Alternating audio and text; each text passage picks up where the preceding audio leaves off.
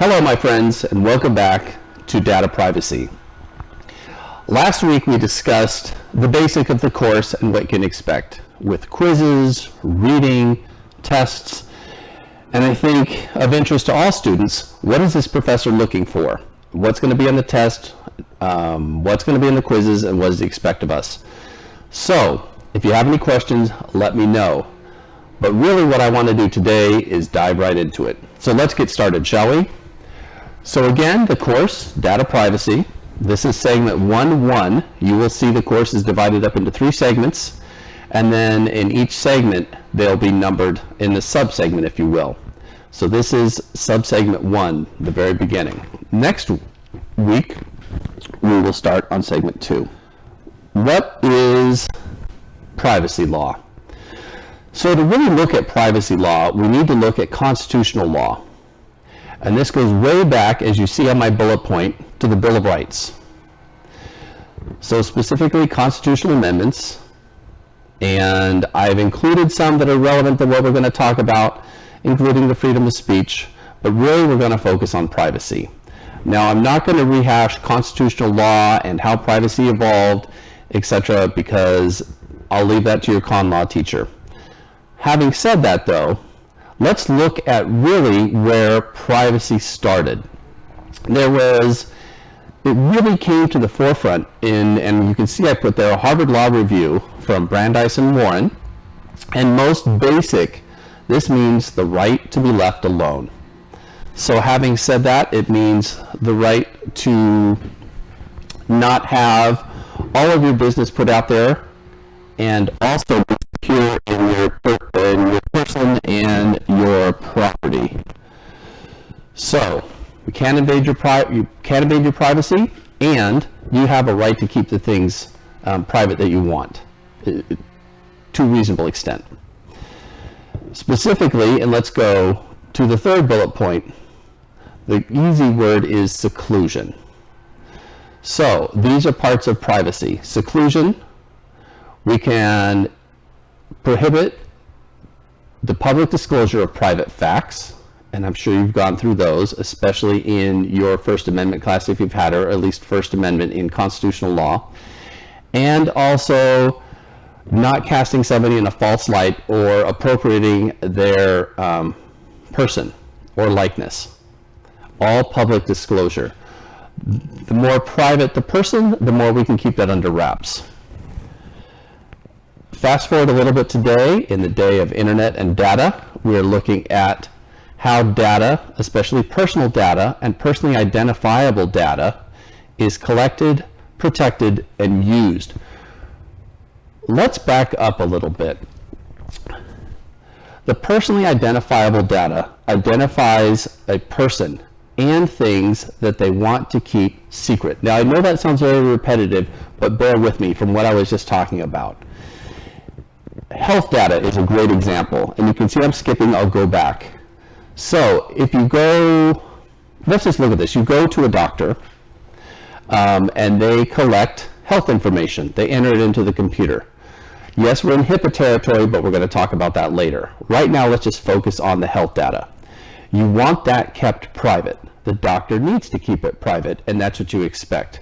When he enters it into the computer, there's a lot of personal information that could hurt you potentially in many ways, or the patient in many ways, if it gets out. So that also not only is a direct relationship between you and the doctor keeping your health information private, but then you go to the hospital of leaving that, and don't write this down, I'm just trying to give you an idea of privacy law. I will let you know when there are very important facts, but right now just sit back and listen so you get an idea. We're looking at the doctor and privacy, we're looking at the hospital who gathers your information, the software provider who has access potentially to that information, who may be tooling the software. And then also you may have machine to machine or Internet of Things that communicate through Bluetooth that give information, for example, a heart monitor, which you may never see and is machine-generated information. And then you go into where all that is stored. And then you go into also human resources, and giving insurance information. So really, data privacy, and this is just a health information, really reaches beyond just what some people see as maybe a doctor-patient relationship. It's more of a cascade of events that seems to go through, and we need to follow the data. So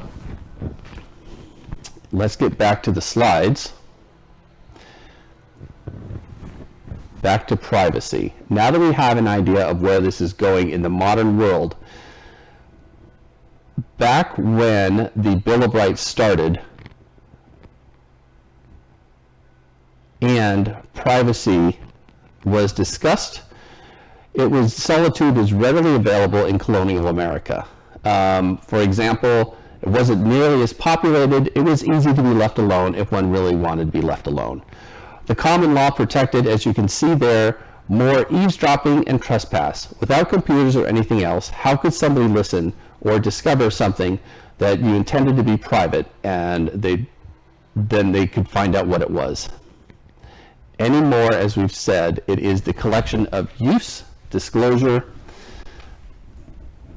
of personal information. Here's an example of privacy versus security, and I'm just going to step away from a little bit from this slide. A great example I like to give is that of a house, because privacy is very different than security, although two are related. So let's say that you have great privacy in your house. You have screens, you have blinds, nobody can see in, nobody can hear what you're saying within the house. But I come up, I look at the house, and throw a brick through your glass window. That's great privacy, but terrible security. Let's go the other way around.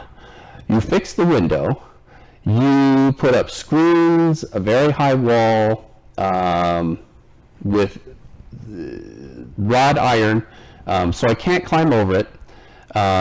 You have borders, everything else, so I can't get into the house, I can't throw any more bricks, but for some reason you leave all the blinds open. I can stand on the street, look in, and see everything you're doing in the house. That's great security, very bad privacy. Do you see how they're related?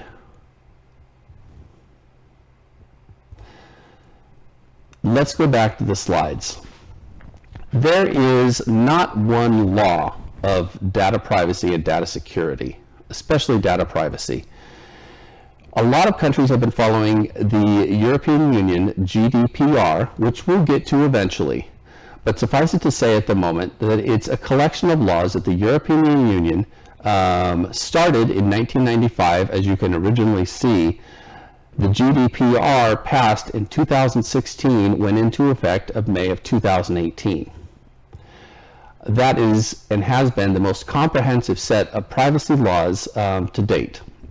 It deals mostly with the internet, but we'll also see how data is kept, where it's transported to, and other things as well that go along with that, which we'll get to at a later date. But suffice it to say that there are many cogs of how data is classified and how it's protected and how it's used.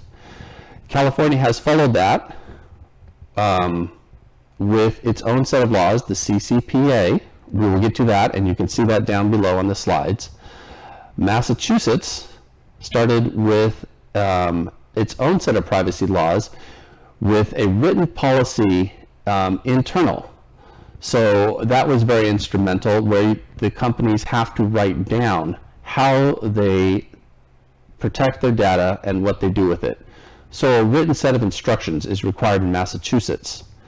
Most recently, and these are just highlights of things to give you an idea of what we're dealing with, Illinois has a new biometric law. This has to do with, and don't write these down again, please, I will let you know,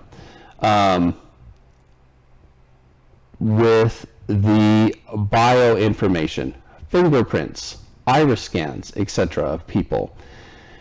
And this includes facial recognition, which a lot of companies that work with facial recognition, and even those that have facial recognition, such as Facebook, are having trouble with and working to comply with the Illinois law. So this will really focus on our next slide. But in September of 2018, and the reason why I put this up there, I think it gives a great overview, and we'll discuss this later, as to really getting a feel for data privacy and security. And my goal in this class is to give you a very good look and feel and understanding of data privacy and security. Next semester we'll deal with more of the government agencies, both domestic and international. So then we can fine tune it. But what I want you to walk away with by the end of the semester is a good feel, so you not only know basically what's going on, can anticipate the laws, even if it's not of our state, California, but other states that make sense, as well as anticipate likely what's going to happen. And that to me is a great understanding. Because what you will see is when you're out in practice, a lot of clients aren't going to be able to comply or won't have the funds to comply with every single state in terms of compliance of a different policy for every state. What I typically do is put my policies together in a general direction so that they can comply with all sorts of manner of states and then fine tune it as it goes, which is a much more efficient way of doing it. Now then, the National Telecommunications and Information Administration wrote out these focuses of data privacy. And this is what we're going to be focusing on. Transparency. It means exactly what it says. How easy is it to understand what we're doing with your data, what we're taking, where we're storing it, and how long we're going to keep it? Control.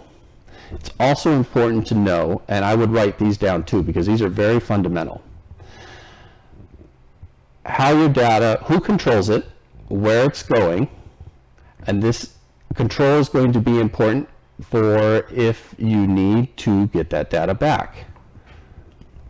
Number 3, reasonable minimization. So, it sounds complicated, but really that means of the personal data, because they need to protect it, getting only what they need, the minimal data they need.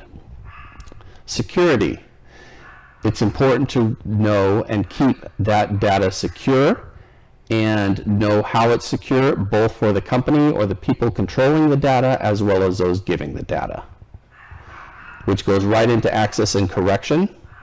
So who has access to the data, a really good way to control it, and the security of it, as well as correction, if it needs to be corrected, to make sure the data is accurate. Risk management, of course, that has to do with security and accountability. There needs to be, that's clear in all law, there needs to be some accountability to what's going on with the data and what happens if it's mishandled and, unfortunately, eventual leak. And that does it for segment 1.1.